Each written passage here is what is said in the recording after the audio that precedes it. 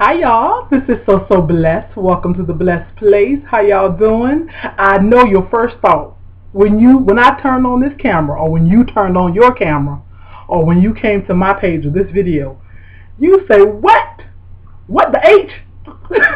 What the heck, of course, is wrong with So Blessed's hair? Looking a little Don Kingish. You probably say, no, don't put Don King down like that. But anyways, y'all, but I intentionally came on camera with my hair looking all Don Kingish because I washed my hair last night and I slept on it, and I just wanted to come and show y'all this is what it looked like when I wake up. Now, my husband, I made several references today about my nappy hair, and rightfully so. he just left out a little bit to go back to work, because he went to work, came home, showered, we talked for a little while, and then he went back to work.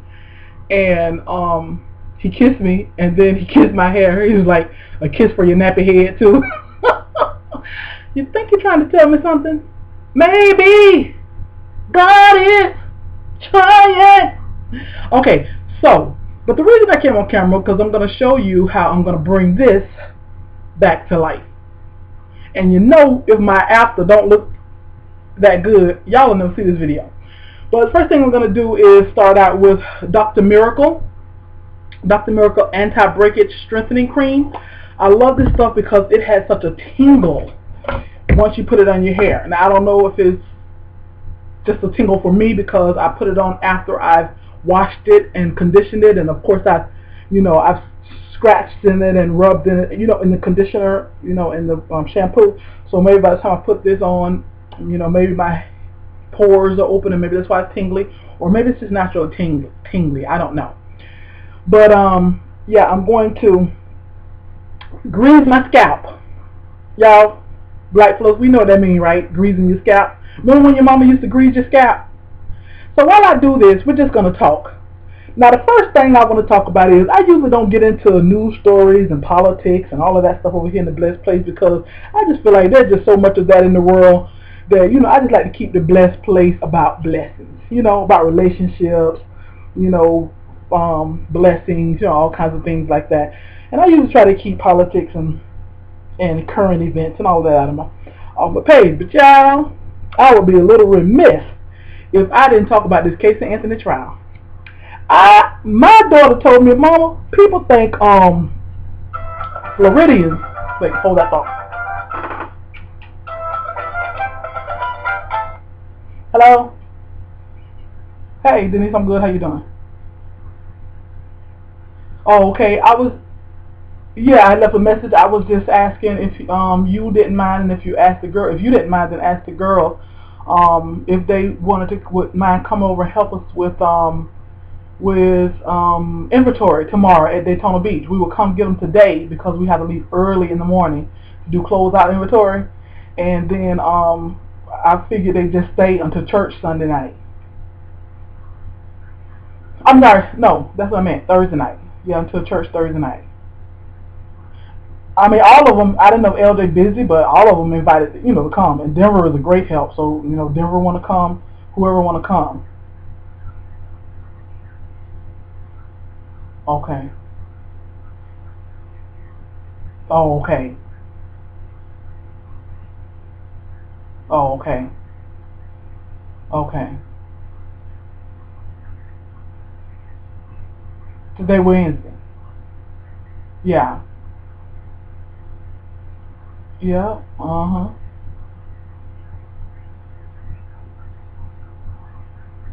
I know. Yeah. So we won't come get them until, this could be a little later, like maybe 7 to 8-ish. Uh-huh.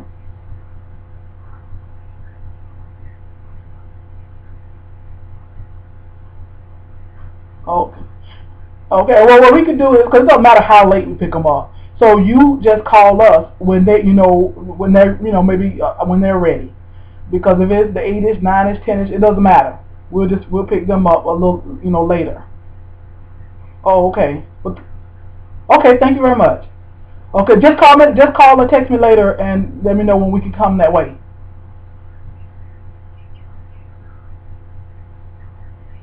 Uh-huh.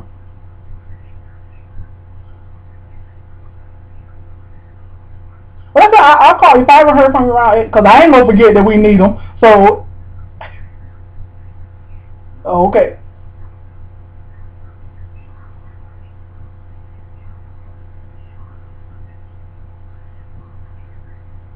Okay. All right, thanks. Okay, thanks. Bye-bye. Okay, y'all. That was my sister Denise, and talking about needing her kids to help us with closeout inventory.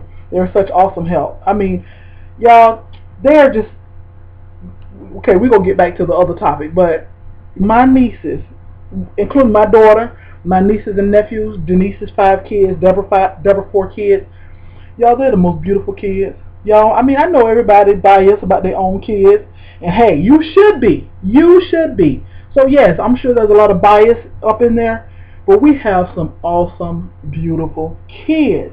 I mean, out of all 5 of Denise's, 4 of Deborah's is 9, and mine's 10. We've never had a day's problem with our kids. I mean normal stuff. Kids gonna be kids. You know, they're gonna not get their grades like they should sometime in school. You gonna have to handle your business sometimes with them.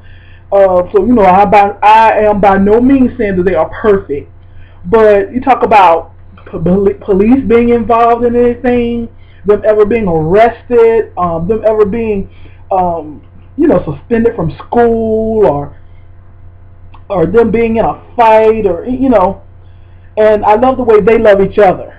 You know, they have such an awesome rapport and camaraderie with each other. It's not that competition. You know how cousins have that competition and all that. It's nothing but love. It's not all that competition, and I just love our kids, and then they're so helpful. It's like anything you ask them to do, they do it. And I was asking Denise if her kids can come help us with closeout inventory. They helped us with starting inventory, counting everything, and then they helped us out at the races. Some of them helped us out at the races, and then now I'm asking Denise if they can come help out. So we're gonna go pick them up a little later tonight, and they'll spend the night, and we'll go do inventory tomorrow. And then we have church Thursday night. They were gonna be coming to church anyway, so since they were gonna come to church, they'll just stay at our house until church service. So anyway, that's what that conversation was all about. But I just thank God for my nieces and my nephews and my daughter, that they are the most delightful kids you ever want to meet.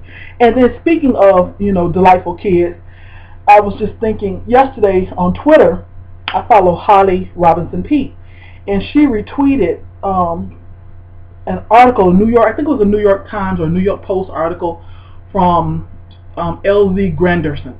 He's a black guy who's he's an editor, or he's a contributing editor of different articles and stuff. And he wrote an article about people's bad kids, and how in essence the public is tired of people's bad kids just ruining their dinner, ruining their flight plans, ruining vacations, ruining a nice time out.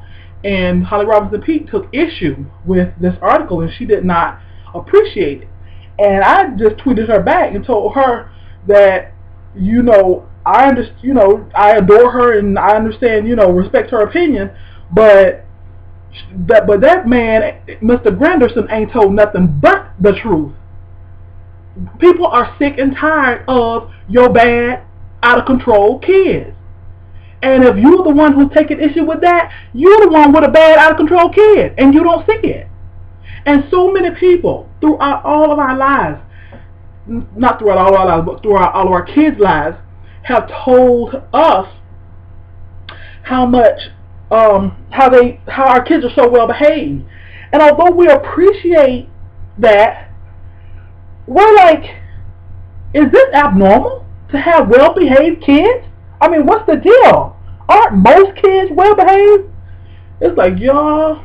Anyway, let's move on, honey. Don't get me started about these bad kids and children who rule their parents. Let me just end with this. about these children, and then I'm gonna move on. Y'all, what y'all think is cute at age 3 and age 2? When you tell your child to stop, when you tell your child to come back, when you tell your child don't touch this. I've seen this so many times, even in my nieces and nephews, not my sister's kids, but my other family members' kids.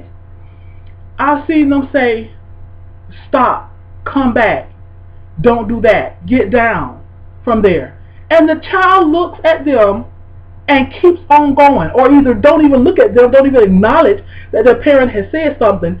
And I've seen them look at me. I've seen my nieces look at me like, can you believe, Auntie, can you believe that? He won't do nothing I say. Y'all, it's not cute.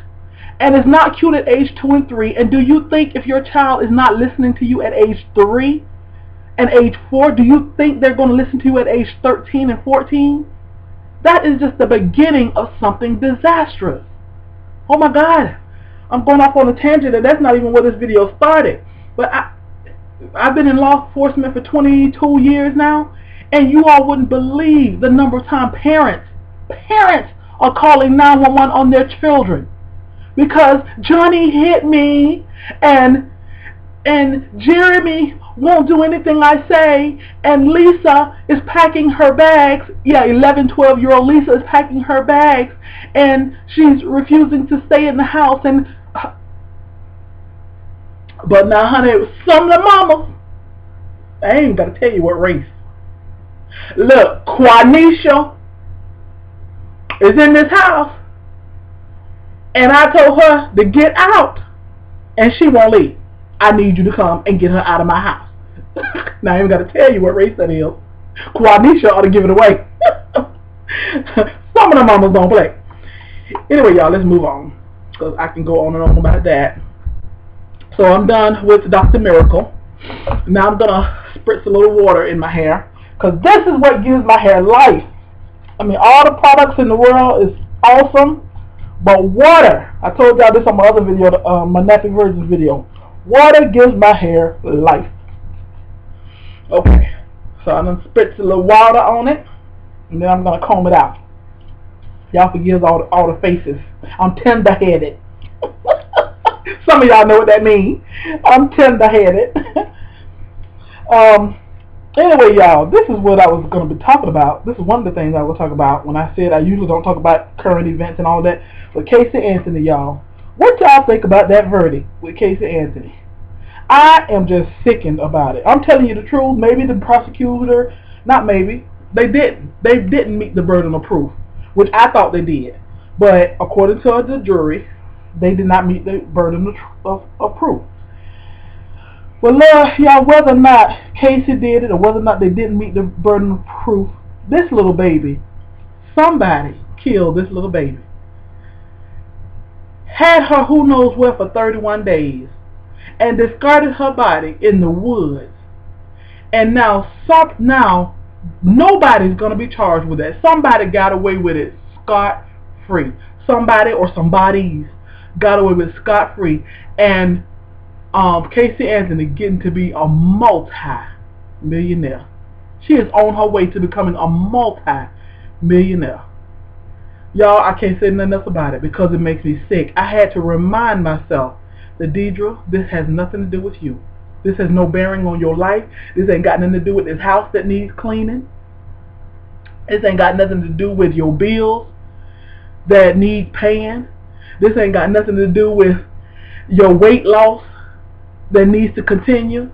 Y'all, I'm telling you, I had to remind myself that this ain't got nothing to do with you. So just woosah, let it go, because it was starting to eat away at my insides. Not so much that Casey Anthony got off, but the fact that somebody got away with it totally scot-free. Now I know a lot of people will say, especially Christian people say, oh, God will judge, and she ain't get away with it scot-free, or whoever did it didn't get away with it scot-free. And I understand that sentiment, because as a Christian woman, I understand that we all will get ours. I don't care if it's a little white lie, if you kill somebody, or you backstab somebody, whatever it is, committing adultery, whatever it is, we all will get ours. But I'm pissed about it because what have we just said about everybody that kills somebody? Oh, they'll get theirs. God will judge. No, you have to be held accountable. Somebody needs to be held accountable for that beautiful little baby being discarded like trash. Okay, moving on from there. Big Boy Hollywood. Let's transition here. I'm not good at transitions, y'all, so I'm just going to move on. Big Boy Hollywood asked me what was going on with my quest for less. I'm just gonna keep it real as I always do over here in the Best Blessed Place. I've been trying to hold on to my weight loss. I think I lost like 65 pounds. I did lose something we're close to that, 65 pounds. But the last 2 months though, my weight loss is really slow. Not only slowed, let me just be honest, I've not gotten on the scale. Because if I get on that scale, y'all, I'm going to be so probably hurt and disappointed. But I'm just guessing in my clothes that I probably have gained about 8 to 10 pounds of it back. The reason I could guess that is because I'm still, remember I told y'all I was in a size 30, 32, and I gotten down to a size 24. I can still wear my 24s. So I couldn't have gained a whole lot of weight if I'm still wearing the same 24s. But the first place I gain weight is in my face. In my face and my boobs. So you can see where my face just looks a little bit more rounder, a little bit more fat, you know, that I think this is basically where that 8 to 10 pounds is, right up here in my face, my boobs, you know, my neck area, probably in my arms where I was getting like whoo buff, but probably fat in my arms.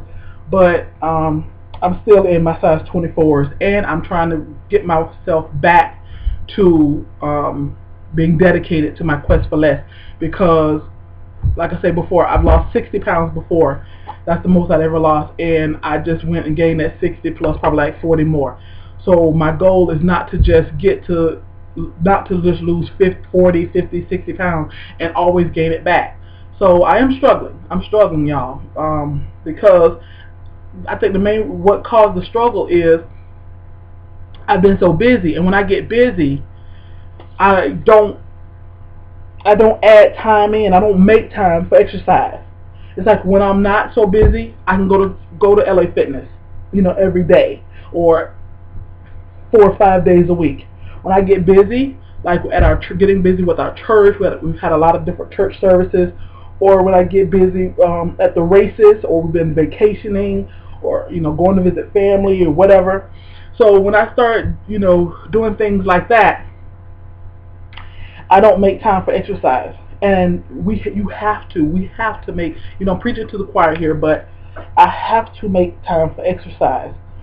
And that's because my eating habits, I haven't arrived. I haven't arrived when it comes to my eating habits. But if I exercise, I can basically eat what I want.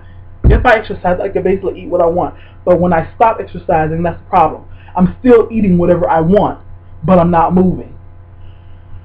So that's basically it on the quest for less. I went to yoga yesterday. It like done killed me. Oh my goodness, y'all. I felt like I was going back to the beginning. It was the first day I did it. Cramping up, tears coming to my eyes, frustration. And I know my yoga instructor probably like looked and said, what is going on? She's going backwards. But my yoga instructor, she's so sweet. You know, she's even been she called me mama. Hey mama. And even though she's older than me, but she called me mama, and she comes to my she's gone to our church before. She's just taken up with me and Derica, and you know, very friendly to her and all that. Invited her to church, and she came to church a couple of times. So trying to get her back there. She said she really enjoyed it. As a matter of fact, she said she adopted our church as her second home, because she has a church home, but her church home is like 35 minutes from where she lives, and she said that sometimes, you know, she just doesn't have the gas money. So she watches, because she goes to one of those big mega churches. So she says she watches her church online. So she's kind of like adopted our church as her second home. So anyways, I know she probably looked and said, what is going on with mama? She just done went backwards 10 steps. But anyway, y'all, but yoga is awesome. Yoga is awesome. It's like even I could tell my back was starting to hurt, and just doing a day of yoga, I don't know if it realigned my back, but it just, I could tell it made a difference in my back. What else we talking about? Well, relationships. Y'all know I love talking about relationships. And my husband and I, well, I won't say my husband and I, what I would really love to do, I would love to be able to go around and talk about, I would love to go around to like different churches or different organizations, or I think that would be my ultimate job, my ultimate goal, is to be able to go around and speak, and, you know, and add like a spiritual element to it, but speak about relationships. I've got this idea brewing that has really been brewing in my mind for about the last, maybe about the last 5 years. This has been brewing in my mind. My throat is all whacked up. It's really time for me to get with my barber, but my barber is in Maine. He's visiting his woman, and she's gonna be moving down here. So he's in Maine, and I should have got me a cut right like the day or so before he left, but I got my cut probably about 3 weeks before he left. I should have got a cut before he left because it's getting a little bushy. I'm trying to decide whether or not I want to like grow it out to like a big afro, or but keeping it lower is so much more convenient. Anyways, so I got this idea, y'all, that I want to do, and I probably shouldn't even be putting it all out here in the streets, because y'all be done grab my idea and start doing it. But I'm gonna put it out there anyway. Y'all tell me what y'all think. Okay, now this is mostly for my Christian ladies. But hold on.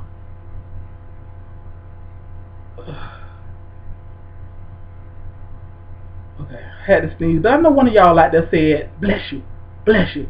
I know y'all stopped my sneeze. You ain't right, dirty. You ain't fair. Anyways, yeah, my idea. Okay, let me see how I can put this in the word. What I wanted to start was something called Sassy Salons. A Sassy Salon. Sassy Salon would stand for Saved and Sexy Sisters Yielding. Something like that. I'm still working with that Y. Y'all can give me that Y after I tell y'all what this is about. Saved and Sexy Sisters. And something, tell me what you can do with that Y. All I could come up with was yielding. But this is what I'm going to be doing. I'm going to have a little salon. Salons meaning, you know how the Tupperware lady or the Mary Kay lady come to your house and have little parties? Or the, what's some sex toys?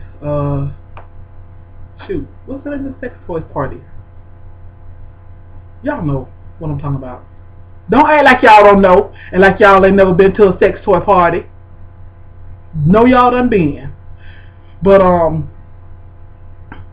anyway, whatever the sex toy party is. But you know how you have those little different little meetings like that at people's house. So what I would do is I would be kind of like your Mary Kay representative or your Avon representative or your Tupperware representative. What I would do is you would host a party, and it don't have to be a party. I mean, it's not a party because hey, we're not gonna be whoo party. But you host a little get together at your house, and I would come to your house, and you would have to be, the requirements are, you'd have to be saved, or you have to be a sister. And when I say a sister, that's not black. That just means a sister in Christ, meaning you have accepted Christ into your life, and you have to be sexy, or you aspire to be sexy, or you're open to being sexy, or bringing the sexy to your marriage. And it's about, and why, I don't know, I'm still working on that, yielding. But what it's about is I want to talk to Christian ladies about relationship, love, and sex, because it's so hard for a lot of saved women to get the information that they want, because a lot of them won't go or don't feel comfortable, or maybe have a moral issue going to secrets, those secret parties. That's what I'm trying to think of. have a moral issue or something like that was going to a secret party. Now me, I don't have no moral issue, honey, because I could go into a secret party saved and I could come out of a secret party saved. But you know, some Christian women might have a problem with going to like those secret parties and all that. So I wanted to have something where, and also too, a lot of times, you know, say women might not want to get their information from Cosmopolitan, might not want to get their information from porn, might not want to get their information from, you know, from the streets or from the world. But maybe you could get your information from me, and I would maybe even like enlist or train other women to be able to go out. Just how you have Mary Kay women who are on your team, I would have enlist other women who I felt had the personality, the openness, the non-judgment rather, to be able to do this. But and you have to be married, or you have the ring. You either married or you have the ring. Engaged. We ain't just, you know, telling young women how to go fornicate. No, this is for women who are married, and women who have the ring, engaged to be married. But I would just basically, like I say, talk about sex, love, marriage, and we would just have a good time. You know, of course, food need to be involved, some type of snacks or some good old food, laughter. It'll be total non-judgment zone. And for Christian women, we don't have that. We don't have that type of thing, because as Christians, we are so uptight about talking about sex, and we're so uptight talking about love and relationship. When, you know, in a relationship status, it's like we think you save, we get married and live happily ever after. No, it's like we have, so I don't know about y'all, but I've seen this in my own churches. We have so many young women who get married, and even if they're not young women, they could be in their mid-30s or whatever, early 40s, they get married and they have no idea how to please their husband, how to convey what pleasure they want, or they think it's a sin. They think it's a sin to even want to discuss sex. They think it's a sin to perform different acts that their husband might want, or even that they desire. They just, you know, so I just want, oh my goodness, I've been talking almost 30 minutes. Who's going to listen to this for 30 minutes? Anyway, y'all, so that's my, oh my goodness. Why y'all didn't tell me? Why y'all didn't say, so bless. You going on 30 minutes. Y'all still keep trying to adjust this, bro. Anyway, y'all, so that's what I want to do. I want to be able to go around and talk to and have, you know, our groups. If you have just two people, I would do it with just two people. I don't like that terminology. I would be there and have the get together with just two people or more, something like 2 to 10. I think 10 would probably be the most, because I want it to be an intimate setting. So that's my idea. So y'all help me figure out that last Y. Saved and Sexy Sisters, because it's sassy. It's going to be called Sassy Salon. Saved and Sexy Sisters. Something. Why? Yielding? I don't know. I don't know why yielding comes to my mind.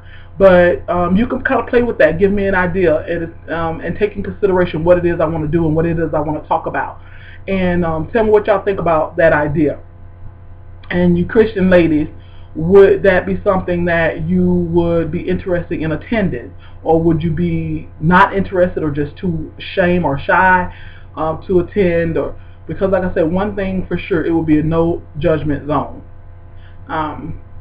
Anyways, y'all, so yeah, okay, so this was supposed to be about y'all seeing my hair. Okay, now my hair looks a little better. Yeah, let me shape up my fro. Let me shape my fro. And let me top it off here with that.